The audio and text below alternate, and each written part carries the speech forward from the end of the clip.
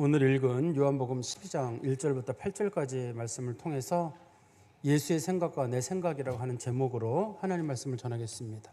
11장에서 보면 예수님께서 나사로가 죽은 지 4일 만에 베다니에 오셔서 이런 말씀을 하셨습니다. 나는 부활이요 생명이니 나를 믿는 자는 죽어도 살겠고 무릇 살아서 믿는 자는 영원히 죽지 아니하리라. 예수님께서 지금 이 말씀을 하신 건 뭐냐면 지금 내가 나사로를 살릴 것이다, 이런 말씀을 하셨습니다. 그런데 그의 말을 듣고 있던 그의 누이 마르다가 말하기를, 예수님, 죽은 지 4일이 지났고 몸에서 냄새가 납니다. 살아난다는 건 불가능합니다 라고 얘기를 하니까 예수님께서 말씀하시기를, 내가 믿으면 하나님의 영광을 보리라, 이렇게 말씀하시면서 나사로야 나오노나 라고 말씀하셨습니다. 예수님께서 그 말씀을 하실 때 죽은 나사로가 무덤 가운데서 나왔는데요, 그때 그의 누이가 말했던 대로 죽은 지 4일이 지났고 몸에서는 냄새가 나고 몸은 이 배로 둘러싸여 있고 얼굴도 가려져 있었습니다만, 예수님께서는 전혀 불가능한 상황에서 나오라고 하면 누구도 예수님의 말씀을 거부하지 못하고 나올 수밖에 없습니다. 이렇게 나사로가 살아난 사건을 보고 사람들의 반응이 두 개로 나눠지게 됩니다. 한 부류의 사람들은 야, 신기하다, 어떻게 저렇게 죽은 사람을 살릴 수가 있는가, 4일이 지나서 썩어서 냄새가 나는 사람을 살렸다니 저 사람 진짜 하나님의 아들인가 보다라고 생각하는 사람이 있고, 어떤 사람들은 대단한 일을 했는지는 모르겠는데 저 사람들이 아무래도 사람들을 선동하는 것 같다, 예수뿐만 아니라 예수가 지금 살린 저 나사로도 함께 죽여야 되겠다, 이런 식으로 반응이 바뀌게 됩니다. 우리들의 생각과는 좀 다르죠. 우리가 생각해 보면 누구라도 죽은 지 4일 만에 살아난 사람을 보고 그걸 어떻게 가짜라고 얘기를 할 수가 있어요. 직접 봤는데 목격자들이 굉장히 많단 말이에요. 그런데도 그걸 가짜라고 말을 하는 이유는 하나님의 은혜가 그들 가운데 없기 때문에 그래요. 어떤 분들은 객관적인 증거를 제시하면 누구라도 믿겠다 그러는데, 사실 이적이라고 하는 것 자체가 객관적이기가 어려워요. 원래 성경에서 이적이라는 말의 뜻은 사람들이 말하는 물리 법칙을 벗어난다는 뜻이란 말이에요. 이적이라는 말은. 물리 법칙 내에서 뭔가를 보려고 하는 사람들은 설령 그걸 본다 할지라도 인정을 못합니다. 안 받아들여지는 거예요. 이건 누구만 볼 수 있는 거냐면 믿음의 눈을 가진 사람들, 하나님의 은혜를 가진 사람들은 이적이 보여요. 그런데 하나님의 말씀과 하나님에 대한 믿음을 온전히 갖지 못한 사람들은 평생 이적을 보지 못하고 살 수도 있습니다. 이 죽은 나사로가 살아난다는 걸 믿는 사람들은 뭘 믿을 수 있냐면 하나님의 아들 예수가 죽은 자 가운데 살아날 수 있다는 것도 믿어요. 그리고 우리가 죽은 자 가운데서 상당히 세월이 흐른 다음에, 그게 홀 몇십 년이든 혹은 몇백 년이 지난 다음에라도 예수님께서 우리를 죽은 자 가운데 일으키시면 우리가 살아난다는 믿음도 있습니다. 그런데 나사로의 죽음을 믿지 못하는 사람들은 예수의 죽음도 못 믿어요. 그리고 우리가 나중에 부활한다는 거에 대해서도 그냥 막연한 기대감은 가질 수 있는지 모르겠는데 온전한 믿음을 갖지 못하게 되기 때문에 성도들이 죽음 가운데도 굉장히 두려운 마음을 갖게 됩니다. 이 나사로 부활한 사건만큼이나 오늘 본문에 있는 말씀도 유명한 사건인데요. 마리아라고 하는 한 여자가 예수님의 발에 향유 옥합을 깨뜨린 그 사건입니다. 그 여자가 바친 그 향유가 어느 정도 가치인지는 잘 모르겠습니다. 성경에서는 이 가룟 유다가 저 값이 한 300데나리온쯤 된다, 이렇게 이제 표현을 했거든요. 300데나리온 했기 때문에 우리가 그걸 가지고 그 가격을 대충 짐작은 할 수 있겠죠. 300데나리온이란 말이 보통 당시 예수님 당시에 유대인들 남자의 1년 연봉이거든요, 이게. 그러니까 오늘날에 우리가 연봉을 대충 생각해 보면 그 정도쯤 되겠다라고 짐작할 수도 있고, 우리가 오병이어 기적을 보면 예수님께서 성인 남자 5,000명을 먹이셨잖아요. 그때 여자들이 있었고 또 아이들이 있었고 어른들이 있었거든요. 다 합쳐서 사람들이 두루뭉실하게 볼 때 한 2만 명 정도 사람들이 있었다고 봅니다. 그때 예수님께서 제자들에게 이런 말씀하셨거든요. 너희들이 그 사람들에게 먹을 것을 주어라 라고 했더니만, 예수님의 제자인 빌립이 뭐라 그랬냐면 이 사람들에게 조금씩만 준다 하더라도 200데나리온이 될 것입니다 라고 얘기를 했어요. 그러면 200데나리온이 2만 명의 사람들이 먹을 음식값이라는 뜻일 거거든요. 그러면 300데나리온이란 말은 3만 명의 사람들이 먹을 음식값인데, 요즘 음식값을 10,000원으로 잡는다 그러면 그 돈이 한 3억쯤 된다는 뜻일 거예요. 그러니까 이 가치를 단순하게 매겨가지고 뭐 하루 일당이다 혹은 뭐 1년 연봉이다 그런 식으로 계산하기는 어렵고 상당히 큰 금액이라고 생각하는 건 맞을 것 같아요. 그런데 문제는 이 마리아라는 여자가 이걸 왜 바쳤냐는 거예요. 예수님께서는 이 마리아가 바친 향유를 뭐라 그랬냐면 내 죽음을 준비했다 이렇게 말씀하셨는데, 그럼 마리아가 예수님 다리에다가 기름을 부으면서 예수님 빨리 돌아가세요 하고 붓지는 않았을 거란 말이에요. 그죠? 예수님 살아계신데 내 죽음을 준비했다는 말의 뜻은 예수님이 이거 빨리 돌아가셔야 될 텐데 하고 그렇게 붓지는 않았을 거란 말이에요. 왜 이 기름을 부었는지, 그리고 이 비싼 거를 바칠 때는 그만한 결단이 있었을 거 아닙니까? 이걸 바칠 만한 이유가 있었을 거거든요. 이게 자신의 생활비나 혹은 자신이 가지고 있는 유산의 전부일 수 있는데 그것을 왜 바치게 됐을까? 이 똑같은 이 사건을 놓고도 두 개의 반응이 나타납니다. 예수님은 마리아가 바친 사건을 놓고 보고 잘했다. 내 죽음을 준비한 사건이기 때문에 그 복음이 전해지는 곳에서는 너의 이름이 어디서든지 기억될 거라고 했거든요. 근데 가룟 유다는 이 사건을 보고 마음에 크게 상심이 돼가지고 즉시 제사장들을 찾아가가지고 예수를 팔아버리게 되거든요. 이 여자가 이 향유 바친 사건이 무슨 사건이라고, 이게 뭘 대단하다고 해가지고 이것 때문에 가룟 유다가 확 그냥 마음이 돌아버려가지고 예수님은 안 되겠다. 저 예수란 사람은 살아있으면 안 되겠다. 저거는 사형을 당하게 해야 되겠다. 이런 마음이 들었단 말이에요. 아니 그 향유 깨트린 사건이 뭐 대단한 사건이라고 그 사건 가지고 예수를 사형에 처할 수 있도록 제사장을 찾아가가지고 예수님 내가 팔아버리겠다는 말을 하는데 왜 그런 정도의 엄청난 결단을 내리게 됐을까요? 우리가 오늘 말씀을 통해서 한번 좀 그 부분을 살펴봐야 될 것 같은데요. 12장 1절 말씀 보십시오. 6월절 엿새 전에 예수께서 베다니에 이르시니 이곳은 예수께서 죽은 자 가운데 살아서 살리신 나사로가 있는 곳이라. 베다니는 죽은 자가 살아난 나사로가 사는 동네고 이때가 6월절 6일 전이라고 하는 거니까 예수님께서 6일 후에 십자가를 진다는 뜻입니다. 이번 6월절에 예수님 돌아가시게 되거든요. 그때 예수님께서 베다니에 오셨는데 베다니는 예루살렘에서 한 2km 정도 떨어져 있습니다. 예수님께서 거기 베다니는 들으신 이유는 예루살렘에 가는 길목에 있습니다. 이 베다니가 길목에 있고 예루살렘에 절기 때마다 예수님이 가시는데 많은 유대인들이 모여가지고 숙소가 부족해요.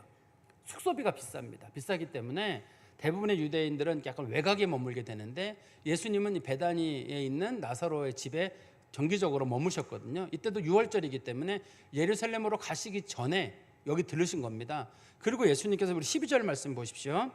이 사건이 있고 난 그 이튿날에는 명절에 온 큰 무리가 예수께서 예루살렘으로 오신다는 소리를 듣고 종려나무 가지를 흔들었다. 우리가 흔히 종려주일이라고 부르잖아요. 예수님께서 예루살렘을 그 다음날 예루살렘으로 입성하시거든요. 예수님께서 입성하신 후에 나오지 못하고 돌아가시게 됩니다. 이거 마지막 들어가는 길이시거든요. 들어가시고 거기서 이제 겟세마네 동산에서 기도하시다가 체포가 되셔가지고 십자가를 지시게 되는 그런 과정들이 그 안에 들어 있습니다.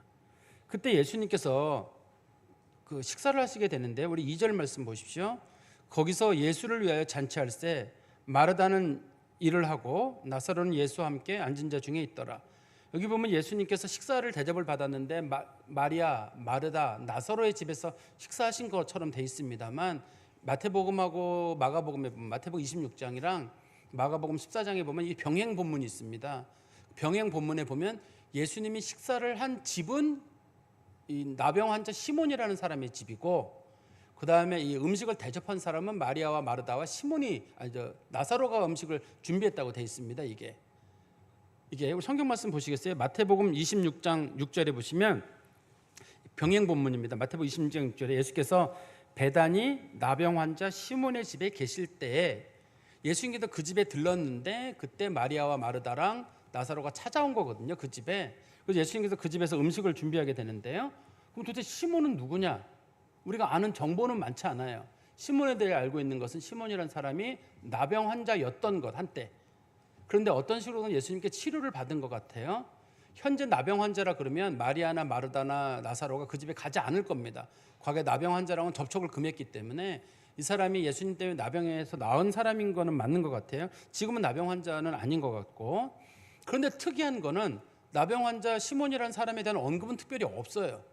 특별히 없고 도리어 그 집에 객으로 와 있는 사람들 마리아나 마르다나 나사로가 중심 인물인 것처럼 언급이 되어 있습니다.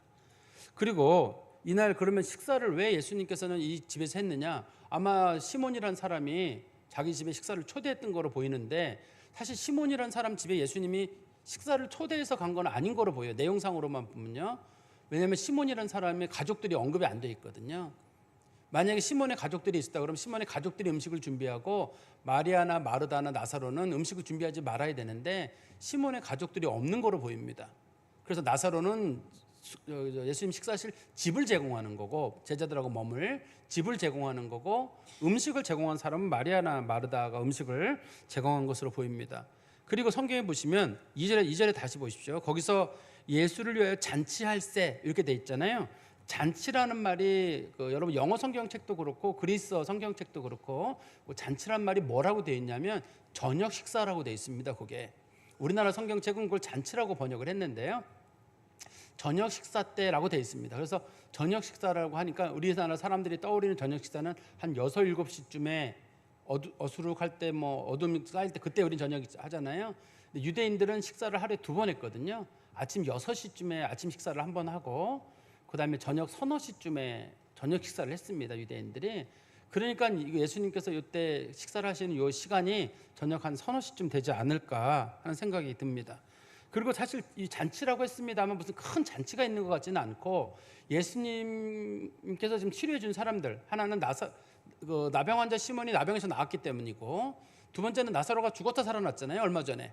그러니까 누이들이 예수님께서 나병을 치료해 주신 거랑 나사로가 살아난 거에 대해서 축하 파티를 그 집에서 연 것이 아닌가. 그러니까 그렇게 좀 짐작을 해볼 수 있을 것 같아요. 어떻든 이 예수님께서 예루살렘에 오시게 됐는데 마리아는 예수님께서 예수님께서 예루살렘에 들어가시는 이런 과정들을 마리아는 어느 정도 알고 있습니다. 왜냐하면 이 마리아가 준비한 향유가 쉽게 준비할 수 있는 게 아니기 때문에 그러거든요. 이건 비싼 거고 특별한 곳에 가서 주문해서 이거를 구해야 되거든요. 그럼 마리아가 예수님이 오는 걸 어떻게 알았냐면 예수님은 매 절기마다 초막절이라든지 유월절이라든지 이런 절기가 있잖아요. 그런 절기 때마다 예수님은 꼭 예루살렘에 가셨거든요. 이번 유월절에도 예수님이 올 거를 알고 있었습니다. 당시에 마리아가 알고 있었을 겁니다. 그런데 이번 사건에 대해서는 마리아가 아주 특별한 예수님의 예루살렘으로의 방문이라고 생각을 했을 겁니다. 왜 그러냐면 우리 아까 밑에 보시면 12절 13절에 보면 예수님께서 예루살렘에 들어가실 때 사람들이 종려나무를 흔든 이유가 왜 흔들었다고 되어 있냐면 예수님이 나사로를 살리신 사건을 보고 예수님이 특별한 사람이라고 해서 사람들이 종려나무를 흔들었다고 되어 있어요. 성경에 보면요. 그러니까 예수님이 나사로를 살린 사건이 베다니에서 있었거든요. 근데 베다니가 예루살렘하고 키로수가 2km밖에 안 돼요. 그러니까 예수님 이 나사로를 살린 사건이 소문이 크게 나가지고 예수가 죽은 사람을 살렸다라는 식으로 소문이 난 거예요. 예루살렘까지. 그래서 사람들이 예수님을 환영하는 거거든요. 근데 그런 살렸다고 하는 그런 분위기가 있다는 거를 마리아도 알았을 겁니다. 그러니까 마리아는 크게 2가지 이유 때문에 한 가지 첫 번째는 뭐냐면 자기 오라버니가 죽었다 살아난 거에 대한 감사의 마음으로 잔치를 베풀고 두 번째는 이번에 예수님의 예루살렘의 입성이 정치적 입성이라고 생각했을 겁니다. 왜냐하면 예수님이 오빠 살린 사건 때문에 소문이 너무 크게 나 있었는데 그 예루살렘에 있는 사람들이 호산나 부르면서 예수님을 찬양한 이유는 예수님을 정치적인 메시아로 받아들였기 때문이거든요. 그래서 마리아도 예수님을 위해서 자기가 뭔가 해야 되지 않을까 하는 그런 생각을 했던 거로 보입니다. 그리고 성경 말씀에 보시면 성경 말씀 다시 보십시오. 3절의 말씀에 보시면 마리아는 지극히 비싼 향유 곧 순전한 나드 한 근을 가져다가 예수의 발에 붓고 자기 머리털로 그의 발을 닦으니 향유 냄새가 집에 가득하더라. 그래서 마리아가 예수님께서 예루살렘에 입성해야 되는데 자기가 할 수 있는 일이 뭐냐? 나드라고 하는 향을 준비했거든요.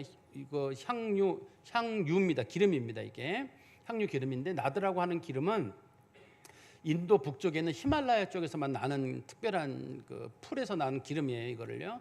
이 기름 자체가 비쌉니다. 성경에도 보면 값이 비싸다고 돼 있잖아요. 비싼 기름인데 요거는 용도가 정해져 있습니다. 일반 용도에는 못 쓰고 왕이 대관식을 할 때 왕의 머리에다가만 쓰는 기름입니다. 이 기름이. 예수님은 자기 죽음을 준비했다고 하시지만 사실 죽음을 준비하는 기름은 몰약이라는 기름이 따로 있습니다. 그 냄새가 아주 독한, 그래서 사람이 썩은 냄새를 가리는 건 몰약을 쓰게 돼 있거든요. 근데 여기는 나드라고 하는 향을 썼다는 건, 나드라고 하는 거는 왕의 대관식에 왕의 머리에다가만 붓는 기름이니까 이거를 마리아가 준비했다는 건, 마리아가 이 사건을 통해서 예수님께서 그 예루살렘의 왕으로 들어가는 일에 자기가 나름대로 뭔가 일조를 해야 되겠다는 생각이 있었을 거예요. 당시에는 이 기름을 무슨 뭐 제사장이나 무슨 선지자나 뭐 그런 사람만 봐주는 게 아닙니다. 그 집에서 가장 충성된 사람이 이걸 붓는 건데, 예수님께서 예루살렘에 가는 길에 이 기름을 누가 구해요? 느낌에는 예수님이 지금 이번에 예루살렘에 가시는 느낌이 자기가 볼 때 특별해요. 왜냐하면 예수님이 평상시 식사하시던 거랑 너무 달라요. 왜냐하면 예수님께서 이제 들어가시면 십자가를 든다는 걸 아시기 때문에 표정이 어두웠을 거고, 뭔가 결연한 분위기인 것 같고, 제자들도 다들 마음에 단단히 준비하고 있었거든요. 사실 마태복음 병행 본문에 보면 제자들이 예수님에게 그런 얘기를 하거든요. 예수님 이번에 들어가면 제가 오른쪽에 저희 형은 왼쪽에 이렇게 세워주십시오. 그래서 제자들이 무슨 소리야? 내가 오른쪽에 네가 왼쪽에, 그래가지고 서로 제자들 가운데 싸움이 있었거든요. 마태복음 13장에 보면. 그래서 예수님께서 그때 그런 말씀을 하셨거든요. 하나님 나라에서 높아지려고 하는 사람들은 어린아이가 되라, 그런 말씀을 당시 하신 적이 있었는데, 마태복음 18장인가에 보면 18장에 예수님 그런 말씀 하셨었는데요. 어떻든 간에 이 예수님의 제자들도 알고 있었습니다. 이번 사건이 어떤 예수님이 특별하게 이렇게 유대인의 지도자로서 세워지는 그런 과정이라고 생각했기 때문에 마리아 입장에서는 내가 뭔가 일을 해야 되겠다라는 생각을 했던 거로 보입니다. 그런데 그 여자가 바친 게 뭐냐면 순전한 나드 향근이라고 하는데, 순전하다는 말은 진짜 원액 이런 뜻이에요. 진짜 원액이고, 한근, 우리나라 뭐 3점 뭐 이런 거 아니고, 성경에서 나오는 한근은 원문에 리트라라고 돼 있어서 327g짜리 원액이 들어있는 그런 향유입니다. 그걸 가지고 예수님의 발에다 부었다고 돼 있거든요. 성경에 발에 부었다고 돼 있는데 아주 이례적이죠. 예수님 밥 먹는 데다가 가가지고 발에다가 이렇게 기름을 붓는 거잖아요. 식사하고 계신데, 그것도 좀 특이한 일입니다. 물론 이제 발에다가 기름을 붓는다는 말을 성경이 기록하고 있는 이유는 특별한 헌신과 복종, 예수님께서 예루살렘에 들어가셔서 뭔가 성공하시는 일을 하시게 되면 우리는 최대한 예수님 돕겠습니다, 절대 배신하지 않겠습니다라는 그런 약속의 의미도 담고 있을 거거든요. 그런데 이게 이제 마태복음이나 마가복음의 병행 본문에 보면 예수님의 머리에다가 기름을 부었다고 돼 있어요. 이게 똑같은 말씀이. 그런데 요한복음에서는 예수님의 발에 부었다고 돼 있거든요. 그러면 이걸 어떤 분들이 이해하기를, 예수님이 서 계시거나 앉아 계실 때 머리에다 부으면 기름이 흘러가지고 발에까지 왔겠다 싶은데, 그건 우리의 생각이고, 예수님 당시에 사람들은 식사를 누워서 했습니다. 우리가 로마의 영화 같은 거 잘 보시면 사람들이 누워가지고 팔을 괴고 한쪽으로 반쯤 누워가지고 식사를 했기 때문에 머리에 부었던 기름이 발밑으로 흘러가기는 어렵습니다. 당시에. 그래서 여러분 성경책에도 보시면 예수님이 식사하신다는 내용에 대한 부분이 나올 때 보시면, 다른 본문을 찾아보시면 나와요. 그 예수님 식사할 때 본문을 보면 예수님께서 기대어 누워서 식사를 하셨다라는 게 성경에 보면 난하주에 써 있습니다. 여러분 성경 다른 데 본문에도 보시면. 그러니까 예수님이 누워서 식사하시는데 아마 이 마리아가 예수님 머리에도 부은 것 같고 예수님의 다리에도 기름을 부은 거로 보입니다. 아마 마리아의 극단적인 충성과 겸손과 헌신이 아닌가 싶습니다.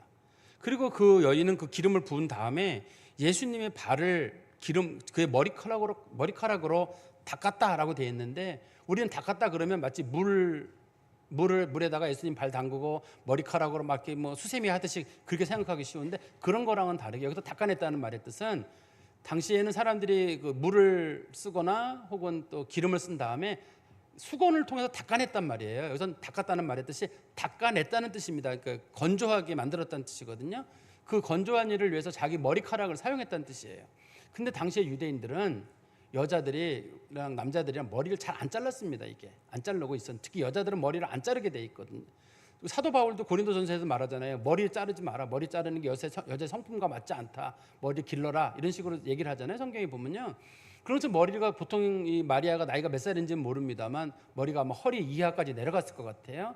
근데 그 머리를 가지고 예수님의 발에 묻은 이제 향유를 닦아내게 됐는데, 그때 원칙이 있습니다. 유부녀나 결혼한 여자는 머리를 풀러서 닦을 수 없어요. 당시의 기준에는 여자는 자기 남편 앞에서만 머리를 풀게 돼 있기 때문에 못하게 됐는데, 이 여자가 머리를 풀러서 이렇게 예수님 발을 닦았다는 얘기는 결혼하지 않았다는 뜻이에요. 이 집은 부모님이 안 계시고 결혼하지 않은 언니와 동생과 오빠로 구성된 그런 가정이라고 보시면 될 것 같습니다. 어떻든 간에 이 사건을 통해 가지고 그 마리아가 예수님의 발을 닦는 그런 사건이 있었는데, 성경에서는 우리가 이제 그 가룟 유다의 말 때문에 이 향유의 값에 대해서는 사람들이 관심을 갖게 됐습니다. 우리 한번 5절의 말씀해 보십시오. 4절 5절에 보시면 제자 중 하나로서 예수를 잡아줄 가룟 유다가 말하되 이 향유를 어찌하여 300데나리온에 팔아 가난한 자들에게 주지 아니하였느냐. 가룟 유다가 주장한 겁니다. 300데나리온에 팔 수 있다. 시세가 300데나리온이란 말이 아니라 이걸 가져다가 팔게 되면 한 300데나리온에 팔 수 있지 않냐고 얘기하는 건데, 이게 200데나리온인지 400데나리온인지는 몰라요. 그냥 가룟 유다의 말이 자기가 생각할 때는 저거 한 300데나리온 되지 않을까? 자기가 향수업에 종사하지 않는 한은 정확한 가격을 모를 거거든요. 여러분들도 어느 향수 좋아하시는 분들이 그 값을 정확히 잘 모르잖아요. 그거 뭐 그 정도 되지 않을까? 뭐 이렇게 얘기하는 거기 때문에 이 300데나리온이라는 돈이 정확한 금액은 아닐 거로 보여요. 그냥 가룟 유다가 추정하기로 이 정도 금액은 됐을 거다라고 얘기를 해 보이는데요. 근데 이거를 결혼하지 않은 여자가 이 정도 돈을 가지고 있었는데 도대체 이게 어디서 난 거냐? 그것도 우리가 하나 고민해 봐야 될 거거든요. 이걸 어디서 난 거냐? 훔쳐왔느냐? 어떤 사람들은 마리아를 아주 부정하게 보는 사람들은 이 여자가 매춘을 해가지고 이걸 샀다라고까지 얘기하는데, 그렇게 하는 건 성경에 없는 걸 가지고 하기는 어려운 것 같고요. 매춘해서 벌 수 있는 돈도 아닙니다. 꽤 큰 돈인데, 이거는 아마 우리가 짐작하건대는 부모님들이 안 계실 때 돌아가시면서 유산으로 남겨준 부분인 거로 보입니다. 유산으로 남겨진 거로 보이는데, 이걸 가지고 나중에 결혼 자금으로 쓰거나 자기 지참금으로, 당시에는 유대인 여자들이 지참금을 꽤 많이 가져갔어요. 지참금을 가져가서 시댁에 기여를 하잖아요. 그러면 시댁 식구들이 이 여자를 내보낼 때 그 돈을 그대로 해줘야 돼요. 그래서 지참금을 많이 가져간 여자는 소박을 맞는 일이 없어요. 제가 언젠가 우스갯소리로 얘기했지만 과거에 소박 맞는 첫 번째 조건이 잔소리랑 밥 태우는 거였거든요. 유대인들에서는. 그런 거를 핑계로 사람들을 쫓아내는 일 있었는데 못 쫓아내요. 그러니까 최대한 많은 지참금을 가져가는 게 당시 유대인 여자들의 습성이었단 말이죠. 그런데 이 마리아가 이 돈을 어디서 났는지는 모릅니다만 짐작되건대는 아마 부모님이 상속한 유산으로 보이는데, 그걸 가진 그거를 예수님의 발에 부었다는 얘기는 자기 미래를 부었다고 봐도 될 것 같아요.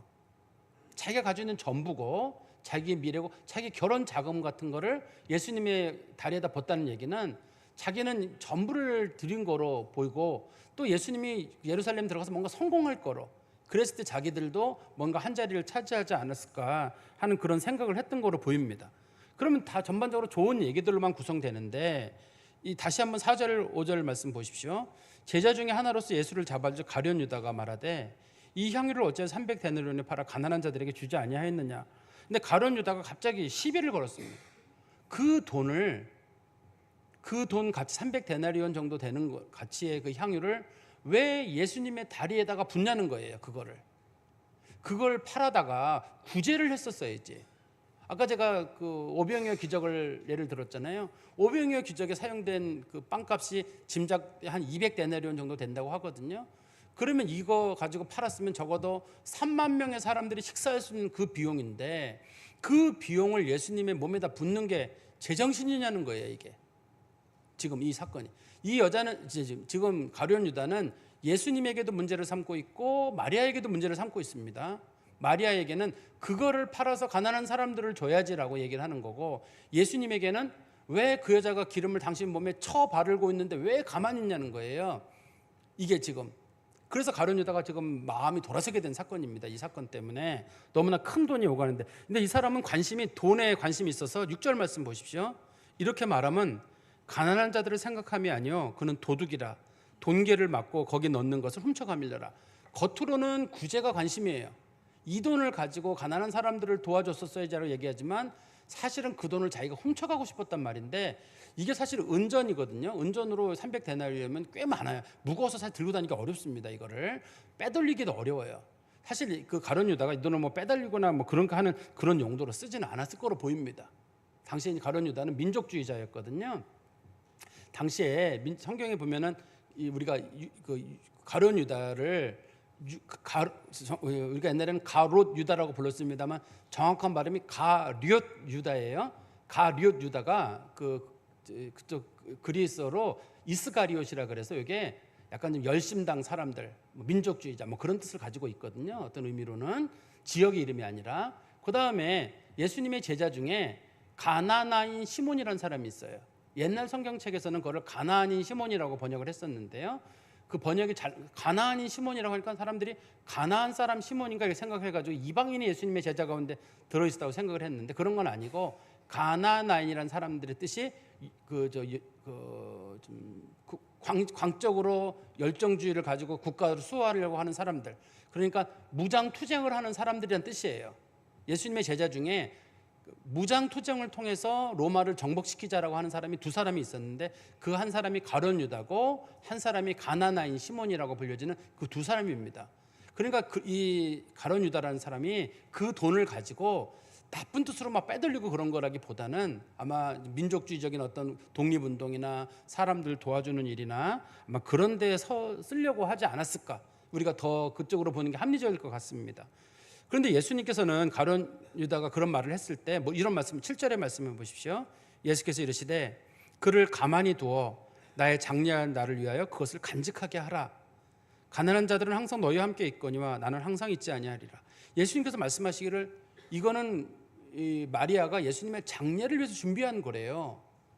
근데 장례들은 제가 아까 말씀드린 대로 장례는 원칙적으로 모략을 사용하거든요. 여기는 나들을 사용하고 있는데 값이 다르고 종류가 다릅니다. 이거는 그런 용도로 사용되는 건 아닙니다. 마리아는 어떤 용도로 이걸 지금 바치게 된 거냐면 두 가지 때문이에요. 하나는 자기 오라버니가 죽었다 살아난 거에 대한 감사헌금이 하나일 거고, 두 번째는 예수님께서 예루살렘에 입성하시는데 느낌에 아무래도 왕으로 입성하시는 것 같은데 예수님의 몸에다가 기름을 붓는다. 성경에서 기름을 붓는다는 말을 히브리어로 메시아라고 부릅니다. 성경이 그래서 히브리 성경책 읽어보시면 메시아라는 말이 엄청 많이 나와요. 메시아라는 말 자체가 기름을 붓다는 동사란 말이에요. 성경에 엄청 많이 나옵니다, 이게.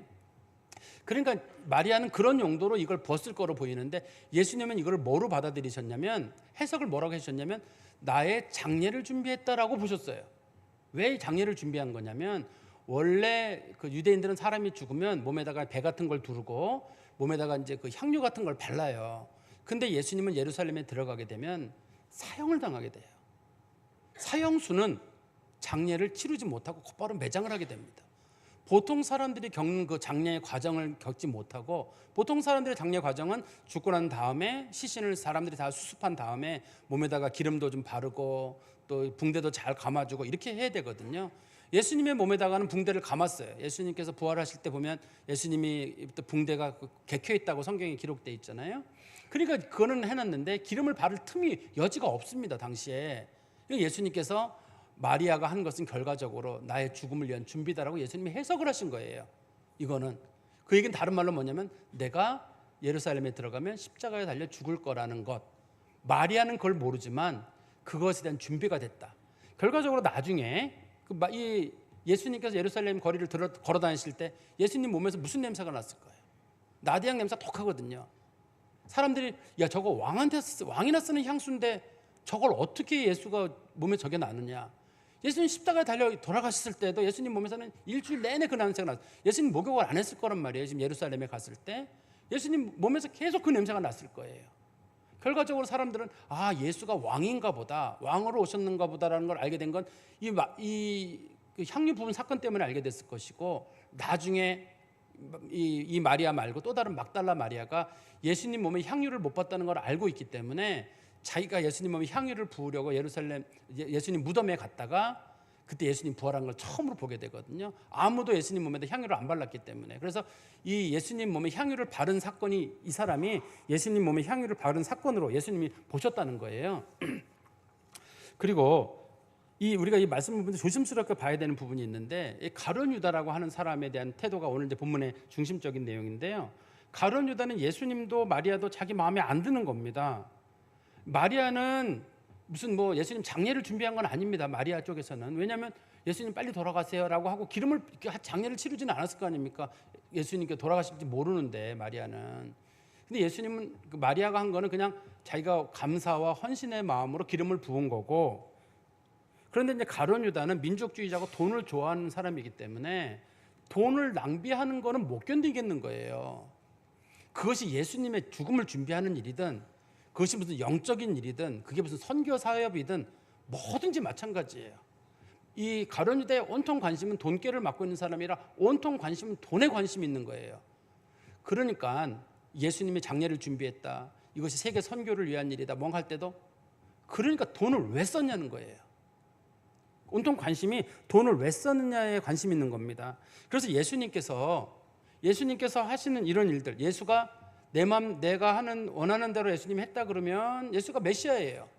그렇지만 내가 원하는 대로 하지 않으면 예수가 메시아가 아닌 거예요. 제가 아까 잠깐 말씀드린 대로 가룟 유다가 생각하는 예수는 어떤 예수냐면, 마리아가 기름을 부을 때 마리아에 멈춰라, 그 기름을 가지고 팔아서 가난한 사람들에게 줘라.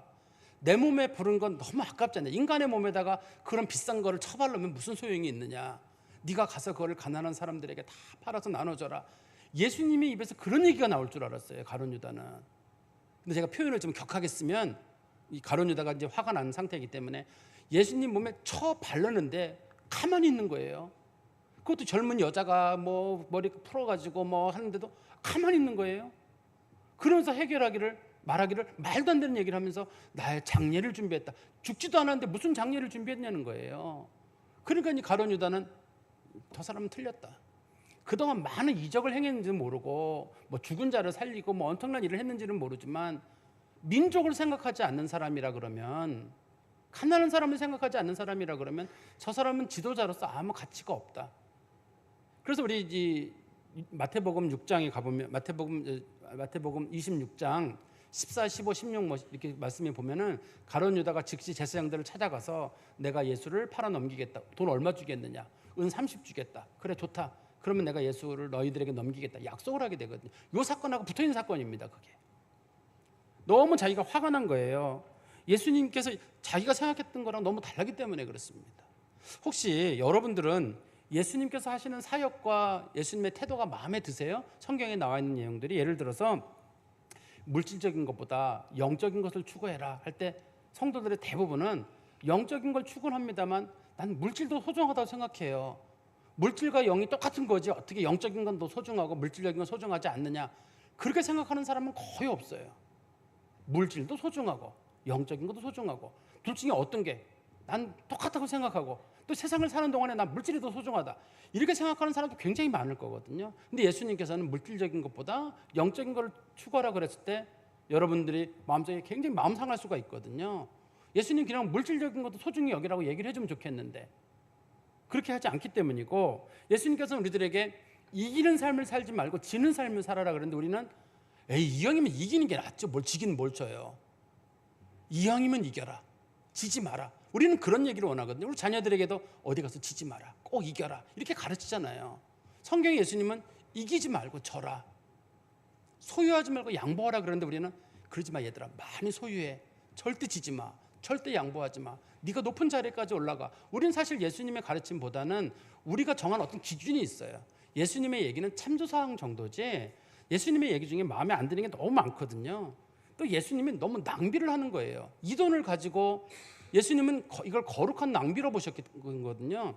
그게 깨져서 없어지지만 그게 결과적으로 인류를 구원하는 그리스도의 죽음을 준비하는 사건이기 때문에 엄청나게 큰 사건이란 말이에요. 그런데 이 거룩한 낭비를 낭비로 보지 않는 사람들은 뭐라고 보냐면, 아니 그걸 가지고 아무리 영적이라도 한두 방울 찍어서 예수님의 다리에 바르는 건 몰라도 그걸 가지고 깨트렸는데 가만히 있다 그러면 그거 받아들일 사람들이 많지가 않을 겁니다. 그거보다는 사람들은 전략을 해야죠. 거룩한 낭비보다는 최대한 아껴 쓰고 졸여 쓰고 줄이고, 교회가 뭐 선교를 한다, 교회가 구제를 한다 할 때도 어떤 분들은 그러지 말고 교회가 최대한 아껴 쓰고 그러지 말고 교회는 많이 베풀어야 합니다. 손해도 좀 봐야 합니다. 그게 교회가 해야 되는 일입니다. 성경이 가르치는 예수님의 가르침이지만 우리는 그거보다는 최대한 아껴 쓰고 최대한 뭔가 쌓아둬야 된다는 생각이 우리에게 있을 수가 있단 말이에요. 여러분들은 교회는 어떤 교회가 좋은 교회라고 생각하세요? 여러분들이 생각한 교회에 아마 그런 전형이 있을 거예요. 나는 교회가 이렇게 해야 된다 생각한다. 그게 딱 정해진 분들이 계시거든요. 그런 분들은 듣기 불편하시겠습니다만 가룟 유다가 되기 좋은 분들이에요. 그래서 교회가 구제를 하고 있습니다. 구제를 하고 있는데 나는 교회가 선교를 해야 된다고 생각해. 교회는 구제도 할 수 있고 선교도 할 수 있거든요. 선교를 안 하는 교회가 무슨 교회야 라고 한다든지, 또 선교를 하고 있을 때는 교회가 구제를 하고 있는데 왜 교회가 구제를 하지 않는다든지, 또 목사님들이 설교를 하는데 목사는 설교 이렇게 해야지, 이렇게 하시는 분이 계실 거란 말이에요. 그래서 교회를 정하는 거예요. 본인이 마음속에 나는 이렇게 사는 목사님이 진짜 목사, 저렇게 사는 목사는 가짜 목사.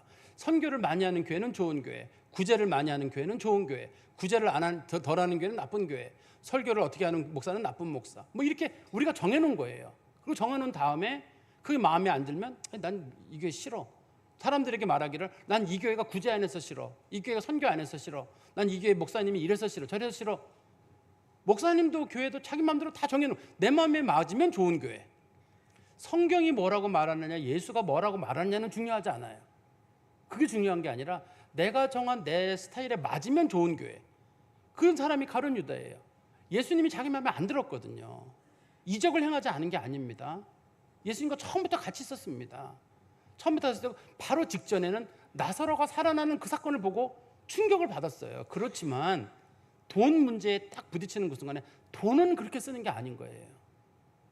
인간은 민족을 먼저 생각하고 그래야지 되는데, 민족을 소중히 여기지 않는다 그러면 그게 아무리 신앙이고 종교를 할지라도 못 받아들이겠다고 하는 그런 거거든요. 우리가 우리들의 취향에 예수를 맞추는 건 옳지 않아요.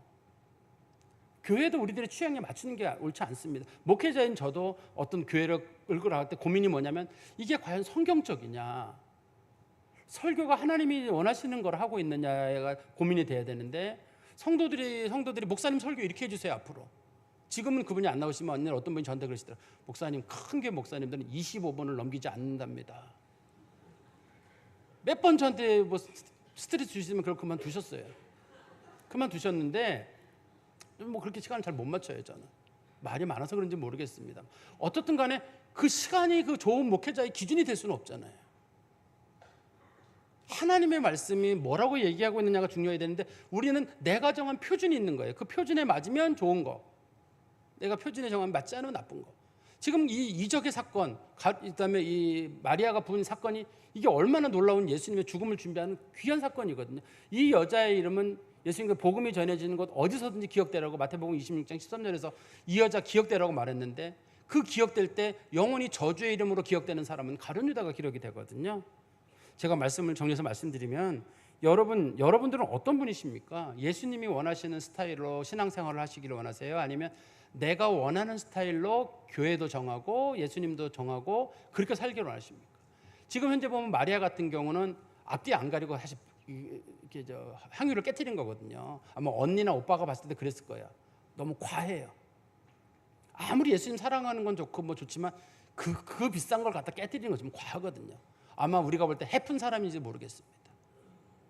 좋게 말하면 헌신과 희생이지만 해픈 사람인지 모르겠어요. 그렇지만 가룟 유다 같은 사람들은 예수님이 자기의 비위를 맞추기를 바라요. 예수님의 목회 스타일과 예수님의 스타일을 전부 자기한테 맡기를 바라요. 그런데 안 맞았단 말이에요. 확 갑자기 생각 확 돌아버렸는데, 이 요한복음 13장에 나중에 보면 뒤에 나옵니다. 가룟 유다가 이 사건으로 인해 가지고 마음에 고민할 때 사탄이 그의 마음 속에 들어가서 그의 마음을 움직였다라고 돼 있어요. 우리들도 한번 잘 생각해 볼 일입니다. 어떤 교회, 어떤 성도가 될 것인가? 예수님 마음, 성경에 나와 있는 것 그대로 우리들의 생각을 좀 낮추고, 좀 거룩한 낭비도 할 줄 알고, 많이 베풀 줄도 알고, 세상과는 좀 다르고, 그래야 그게 교회고 예수님이 원하시는 게 아닐까요? 근데 우리는 우리가 정한 모습에 자꾸 교회를 맞춰가고, 예수님 성경에 나와 있는 얘기도 예수님이 얘기했다 할지라도 그것마저도 뒤집으려고 하는 게 아닌가. 전 여러분, 오늘 본문의 제목이 예수님의 생각과 우리 생각이잖아요. 내 생각이잖아요. 내 생각으로 예수님 생각을 바꾸지 마시고, 예수님이 도대체 뭘 원하시느냐를 성경을 보면 나와요. 성경을 보면 예수님 생각을 잘 보시고, 저도 교회를 그렇게 만들어 가야 되고, 여러분들도 그런 성도가 되어 가시는 은혜가 있기를 간절히 소망합니다. 기도하겠습니다. 하나님 아버지, 주님 은혜 감사합니다. 주께서 주신 말씀을 저희들의 마음에 깊이 담게 하시고, 우리들이 어쩌면 가룟 유다처럼 지금까지 살아왔는지도 모르겠습니다. 교회는 이래야 되고 예수님은 이래야 되고, 세상은 내 마음대로 가야 하고, 내 마음대로 예수님께서 하지 않으면 언제든지 실망하고 시험에 들고 낙심했던 것이 아닌가. 주께서 그런 일을 하시는 데는 다 뜻이 있고 지금은 이해되지 않아도 주의 계획이 있는데 우리가 주의 뜻과 주의 역사를 인정하지 못하고 우리들 마음에 들지 않으면 온통 시험 들고 예수님마저 멀리했던 것이 아닌가 싶습니다. 저희들의 마음속에 마리아와 같은 헌신이 있게 하시고 앞뒤 가리지 않고 온전히 주님 앞에 헌신하고 주의 뜻에 부복하는 믿음의 성도들, 그래서 생각도 못했던 큰 은혜의 자리에 동참하는 그런 은혜를 누리는 믿음의 성도들이 되게 하여 주시옵소서. 예수 그리스도의 이름으로 기도하옵나이다. 아멘.